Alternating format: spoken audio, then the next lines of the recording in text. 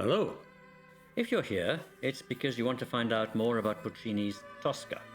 What sort of opera is it? What's it about? What's the music like? And what sort of singing does it need? I think the answers to these questions can enhance your enjoyment of the opera. So let's go. Tosca was written in 1900. At that time, the taste was for a sort of realism called verismo in Italian, dealing with the lives of ordinary people in a direct, not too formal style. This clearly influences the plot and setting of Tosca, but also the music and the singing. Let's see how. First of all, the geographical setting is Rome, and so very familiar to the Italians who first saw and heard the opera. The three acts are set respectively in the Sant'Andrea della Valle church, the Palazzo Farnese, and the Castel Sant'Angelo fortress. These are all within a 15-minute walk of each other in the centre of Rome. It was this, along with the fact that the action takes place within 24 hours on a June day, that led to the performance in 1992 of the opera in the places and at the times of day stipulated by Puccini, broadcast live on television all over Europe with Ruggero Raimondi, Placido Domingo and Catherine Malfitano.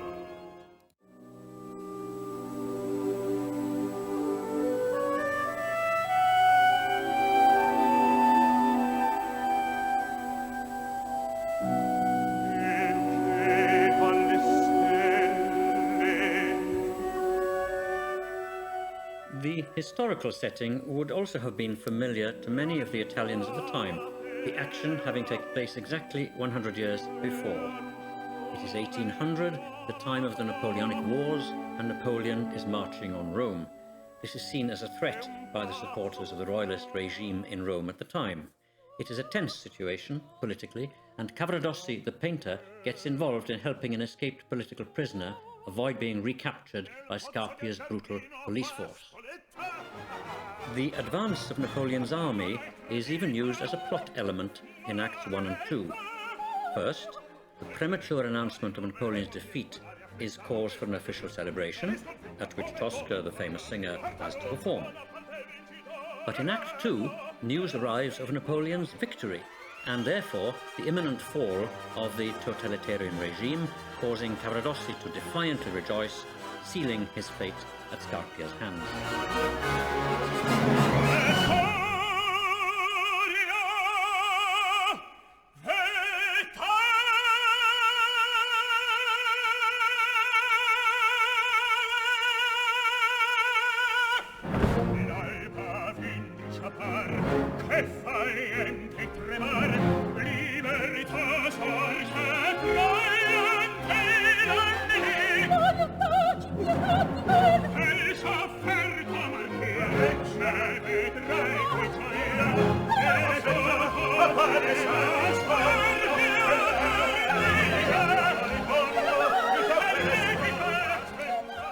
In accordance with the realistic aspect of the action, Puccini organized the premiere in Rome. Another nice realistic touch is during the sombre introduction to Act 3, when we hear the bells of various churches in Rome ringing. Puccini actually went to the Castel Sant'Angelo to listen to the sounds of the matins bells so that he could reproduce the impression faithfully in his orchestration.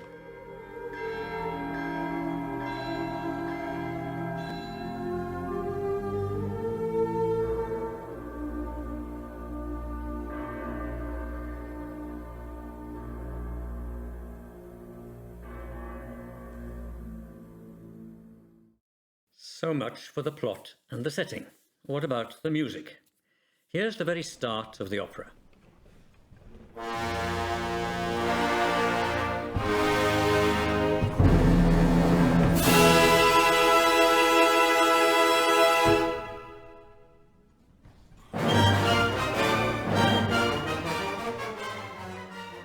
This is an abrupt opening.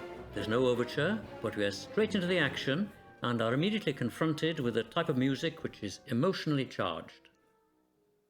This directness is characteristic of the opera in general. The arias, of which there are several, tend not to be separated from the rest in any formal way and are not preceded by recitative, a sort of music closer to spoken language, as was the case with many earlier operas, but seem to arise naturally from the action.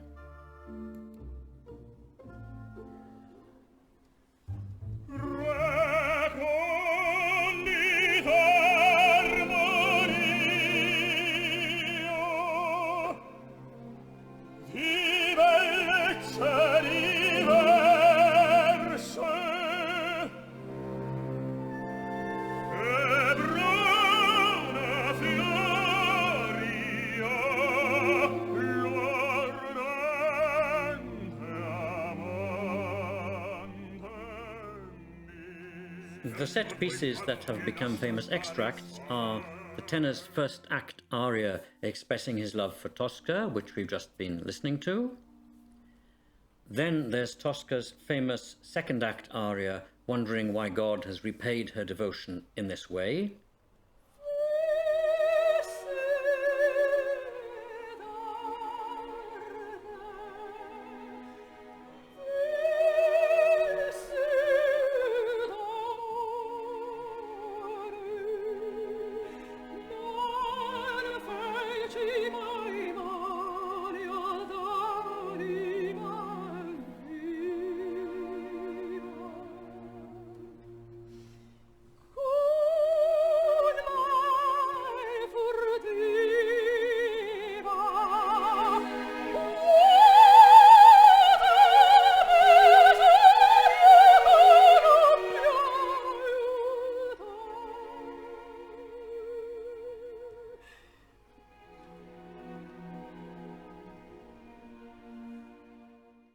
And the tenor's aria in the last act, just before his death.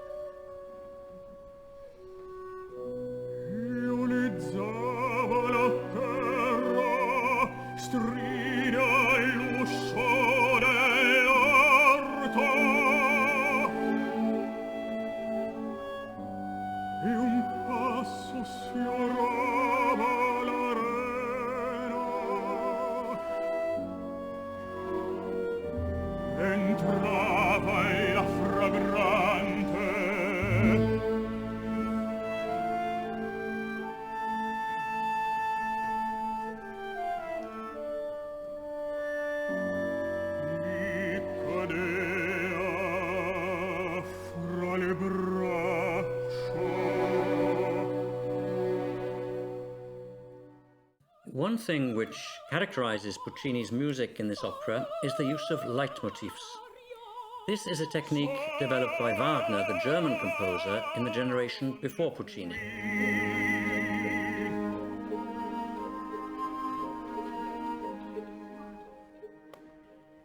A leitmotif is literally a guiding motif, a usually short musical phrase associated with a particular character, place, or idea. Its repetition can guide the listener, influencing what he or she thinks about or feels when listening to the music. There are several interesting uses of leitmotifs in Tosca. One is the Tosca music, which accompanies her entry into the church in the first act. Another is the phrase in the second act, which first occurs when Scarpia first threatens Cavaradossi with torture and represents with its plaintive, falling movement the fragility and suffering of the two lovers at Scarpia's hands.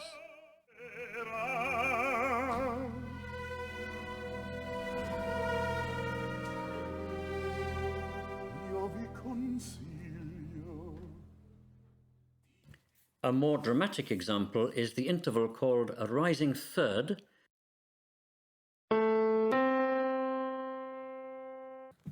This motif is repeated several times in various keys in order to cement it in the listener's memory.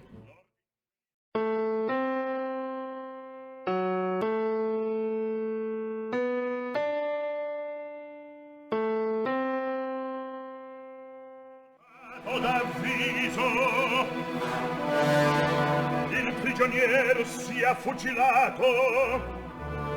Attende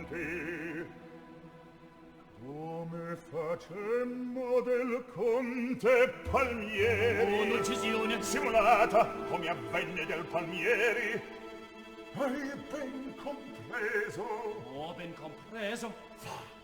Voglio avvertirlo io stesso. E sia, le darai passo. Vada, allora quarta. Sì.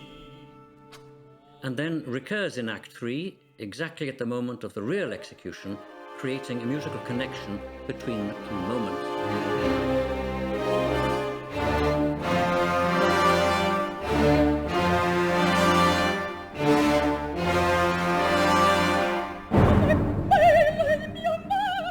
Maybe the most interestingly used leitmotif is the phrase which opens the opera and represents Scarpia's power, depravity, and sadism.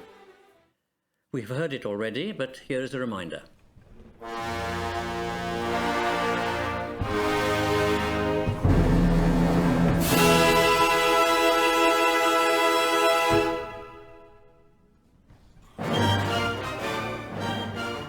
It makes a dramatic opening and is used again when he makes his entrance in Act 1, being particularly striking here as a contrast to the choir boy's cheerfulness.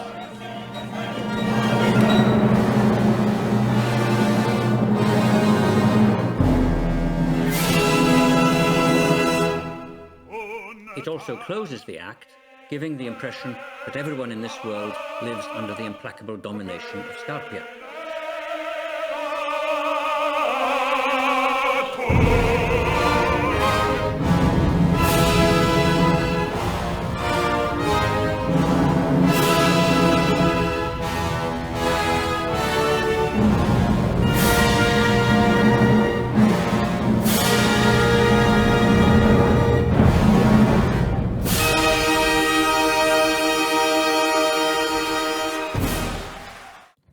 At the end of Act 2, when Scarpia has been killed by Tosca and she is piously placing candles and a cross on and near his body, the same chords recur, but the repetition is more subtle since they are played more slowly and quietly and end with appropriately subdued minor chords.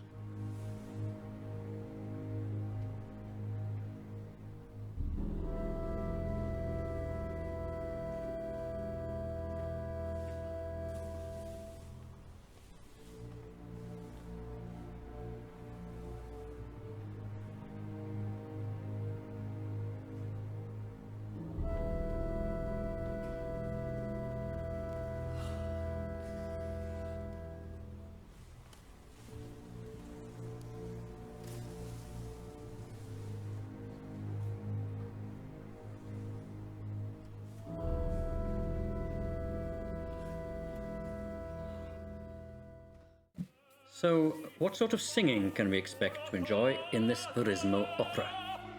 To suit the more dramatic style, the voices must be more robust than they needed to be in the bel canto era of the middle of the 19th century. The risk is that pushing the voice can lead to a deterioration in the vocal quality, a drier, less attractive timbre, poor intonation, or an unpleasant vibrato. So the three main roles in Tosca are very demanding. We'll start with the tenor, Cavaradossi. He needs to be able to sing beautifully, like this.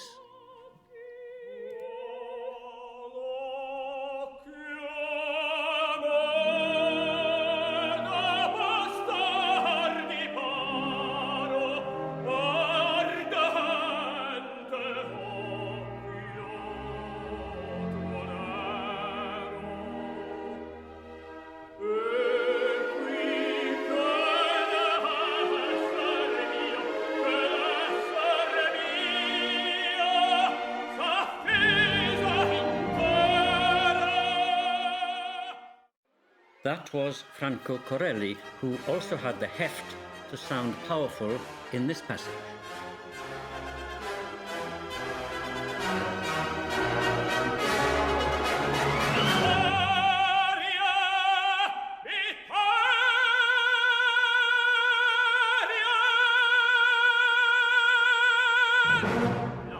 It is important that the tenor should be able to make an impact at this moment, since it combines the personal drama with the fundamental confrontation between tyranny and freedom.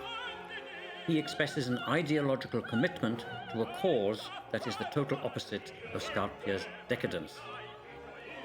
This requires the ability of what is called a spinto tenor, who is more powerful than a lyric tenor, but less so than a dramatic tenor. It is much the same concerning the soprano who sings Tosca. She has some quite delicate singing to do, which requires bel canto qualities.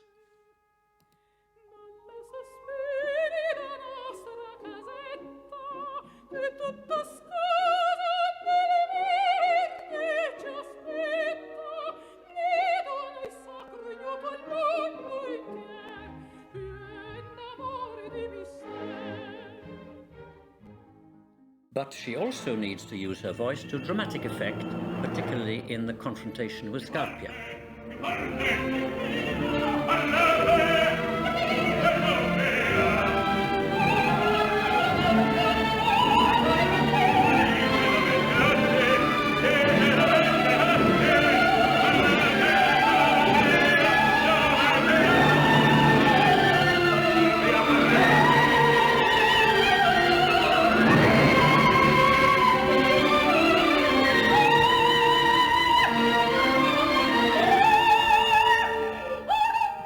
This is what made Maria Callas such an excellent proponent of the role. The role of Scarpia requires, too, a particular type of baritone, not the more melodious type of voice needed in French opera or in many Verdi roles, but a voice capable of attack and incisiveness, without sacrificing the basic steadiness and focus of any voice worth listening to. The singer must also be a good actor, who can create an odious character and use the words to best effect. High points for the baritone are his dramatic entrance into the church in Act 1,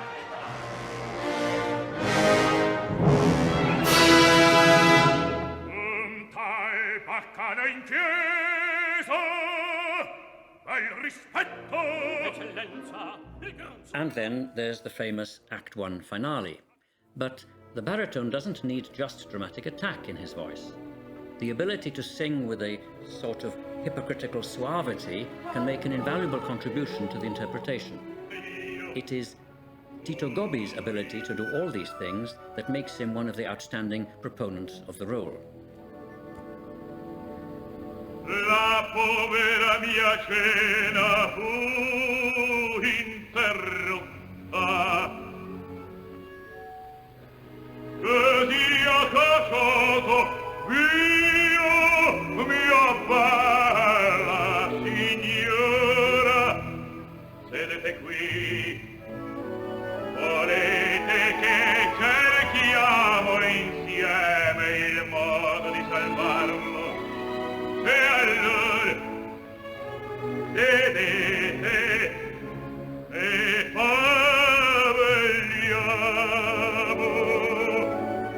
Intanto un sorso e vin di Spagna. Un sorso per